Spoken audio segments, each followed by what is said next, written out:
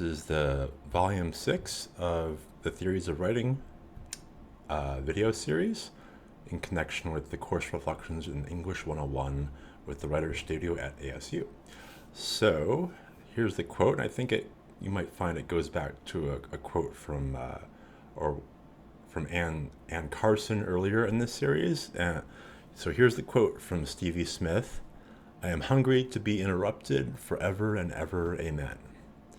And this is from the poem Thoughts About the Person from Porlock. The person the poem refers to or alludes to is who is it? It's Samuel Taylor Coleridge, famous Romantic era poet, who very famously was interrupted while writing one of the greatest poems of his time, which is known as Kubla Khan. His neighbor decided to come over and talk about a horse. Yeah. So how do you feel about interruptions? Like beyond what you planned?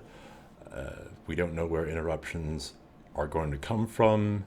If I interpret this quote as something other than oh God, the neighbor's coming over to talk about a horse, then in that case it would be more about staying open, because interruptions and distractions do happen, and some of them can at least be neutral or beneficial or jostle me out of accustomed ways of thinking about things, feeling about things, people, processes. So they're gonna happen, interruptions. So I figure it's one, to make use of them, and two, to be thankful for what they can offer.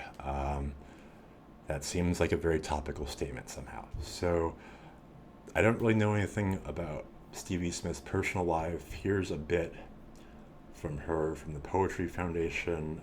She was mostly known as a poet and novelist at that time.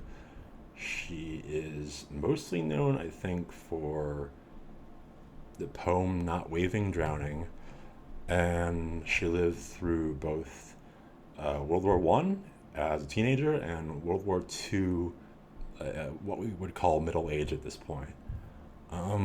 So yeah, in my own and going into my own practice as a writer, it kind of mirrors what I just said about as a person. More generally, interruptions will happen, distractions will happen, so you can at least note them as such and be thankful for what they might have to offer. And the same goes for my writing. So I hope you've enjoyed this video, and I look forward to talking with you soon.